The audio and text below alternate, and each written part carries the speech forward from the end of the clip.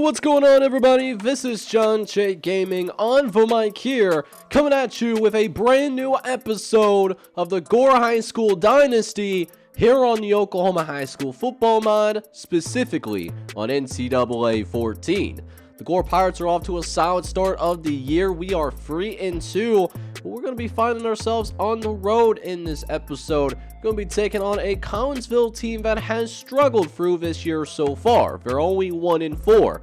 However, when you look deeper into this matchup, we should be pretty evenly matched, to be honest with you. The Cardinals of Collinsville are C pluses across the board, where we're a C minus team ourselves, so we're going to be a little bit undermatched here in this game, but it should be a pretty competitive game nonetheless. I am pretty excited for it, as we are looking to have our very first winning streak of the season. Try to get a nice tune-up game in before we have to go play Owasso. And Owasso looks like the favorite to win in this 4A2 sectional here in year number 2. So a big game here for us. Hope you guys are excited for it anyways. And if you guys are indeed excited, need you guys go ahead and do me a big favor. Smack that like button, and then also hit that subscribe button as well if you have to be brand new to the channel. Let's go ahead and dive right into it.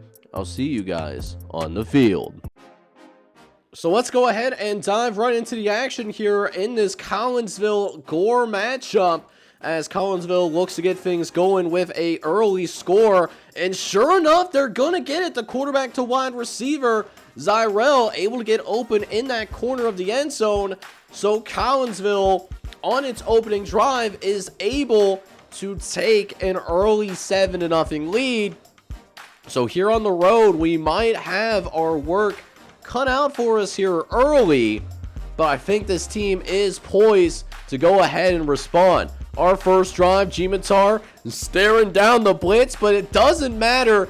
He throws a dot to Jody Gentry to the corner of the end zone, and hey man, it was a perfect throw. This is a big time throw from Matt Gmatar. This is why he ended up winning that starting job, just able to make those plays like that. And it's that type of work that is going to continue our offense to find such a good flow early in this game, as we'll see Carl Durant find the end zone. That will give the Gore Pirates yet another touchdown to work through. You'll love to see it. So 14-7 is your score. So let's see if we can continue the scoring barrage, as Carl Durant's going to get a chance to carry the ball now. Should be a short gain, but wait a minute. Carl Durant never went down. It's a foot race. Can he go all the way? No. He's cut down inside the 5-yard line, but what a run by Carl Durant.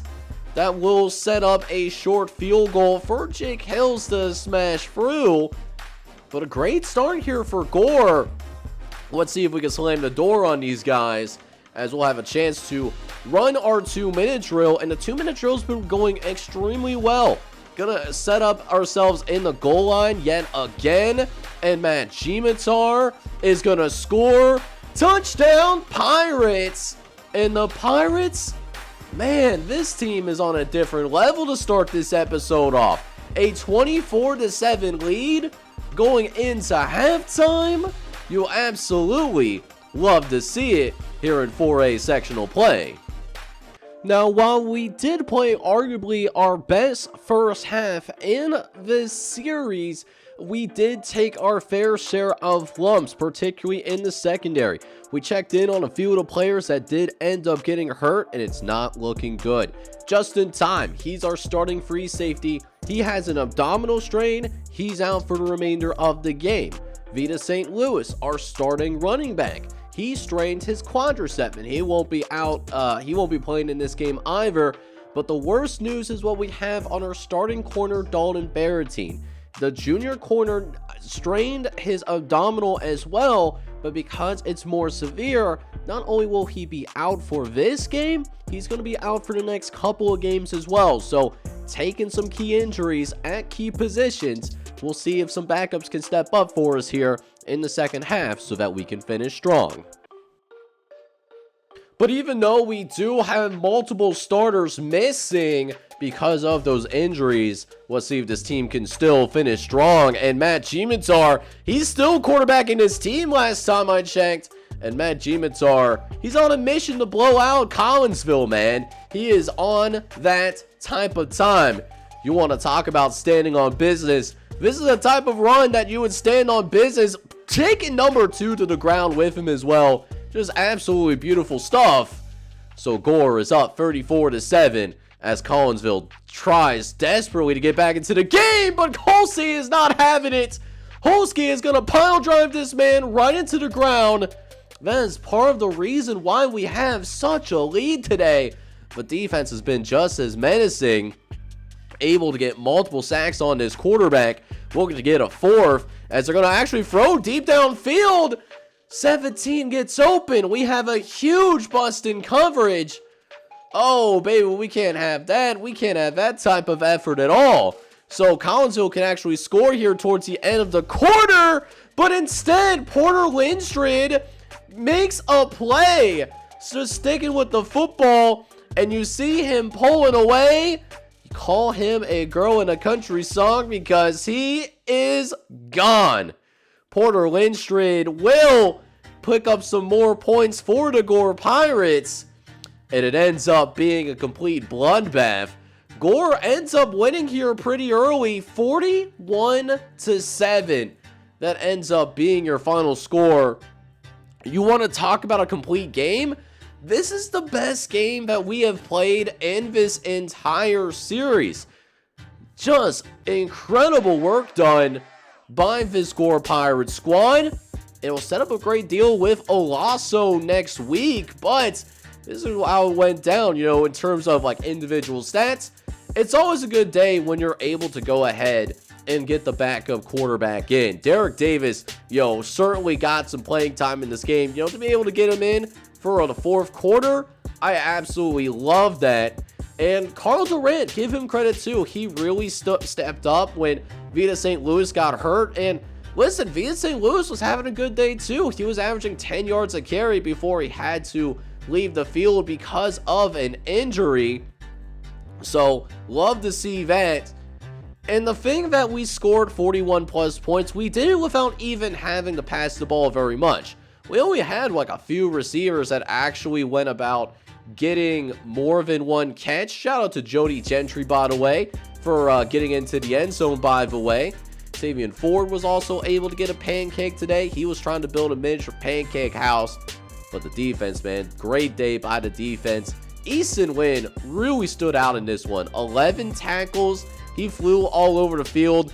But we can't forget about Porter Lindstrid. Porter Lindstrid had that 90-yard return for a touchdown. Wasn't on the score sheet much, but he was a big reason why we were able. So since we are halfway through the season and there wasn't a lot to report on that Collinsville game, let's go take a look at what the conference standings are looking like in this 4A sectional, right? And halfway through the season, even though we took a couple of early losses, we actually are right in the thick of things. We're tied for first place right now with Edmond Santa Fe, which a team that we could go up against if we make it to the 4A sectional championship game. And then Washington is also tied with us as well, and we will actually play Washington later on this season. But the game that we are really focusing in on up next is Olaso. Olaso is ranked number 12 in the state of Oklahoma. While it's not the same team as last year, this is still a very, very talented football team, and we actually got to go on the road to go and take on these guys. It's certainly not going to be easy as the Rams are firing on all cylinders right now. They will be coming in on a 4-game winning streak. And not only are they hot right now on this 4-game winning streak, but they do have a better team than we have on paper. But that doesn't change the fact that we have a team of our own. We can compete with anybody in the state of Oklahoma if we play our game. So let's not waste any more time. Let's see if we can go 2-0 in this series against Olaso and really set ourselves apart in this 4A sectional conference. So one thing that I will absolutely say about Olaso Stadium, man, is that this high school stadium is nice, dude. Like, this is certainly one of the nicest stadiums in the state of Oklahoma.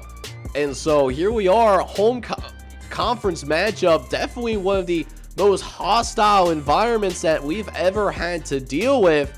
And early on, it was a struggle. You know how we talked about in the offseason where Olaso sent a quarterback to the FBS level? That was their backup quarterback. Mason Willingham, the actual starter, he's still here, and he was threatening our defense up early, which is why I was actually surprised that we were in this game to begin with, right? Matt Gimitar even has a chance to tie the game, and sure enough, Jake Durant is going to deliver us into the end zone. So we are tied with the number 12 team here in the state of Oklahoma right now. It might be a battle that will go into the second half.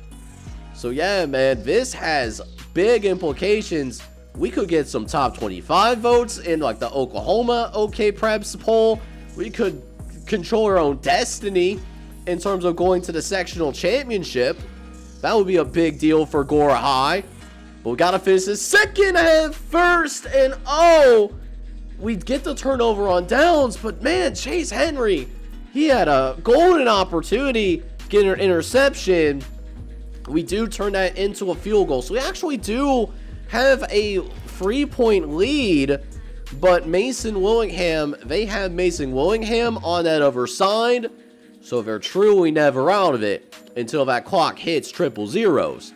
He leads his Olaso Rams down the field, and they will have a chance to take the lead with 6 minutes left, but they go to their tailback, and EB, he's going to get a TD. Touchdown, Olaso. So we find ourselves down by a few points here, and here we are with less than a few minutes left in the game. Can Matt Gimitar answer the call? Gimitar drops back the pass. He's actually going to roll to the left. Actually has some space to work down the sideline and is going to get out of bounds. Matt Gimitar able to move the sticks. That could be a critical play for your Gore Pirates as we try to finish the deal. However, Matt Gimitar, he actually pulled up a little bit because he did something to his hamstring. He tweaked it. So Derek Davis did eventually have to come into the game, but Derek Davis has that experience from the Collinsville game. Calmly leads his guys into the end zone. And now it's a 3-point game, and we get the diagnosis. He's got a knee bruise. So that does mean we won't see him for the rest of the game, as we'll see what Olaso can do. Is it going to be a touchdown from the get-go? No, it's not. But right away, Olaso is going to be in field goal range. We got to make sure it remains just a field goal at most. Can our defense make a stand? First and goal, Willingham, end zone. Finds a wide open receiver. Mason Willingham gives Olaso the lead with 1:13 left to play. And it comes down to our last possession of the game.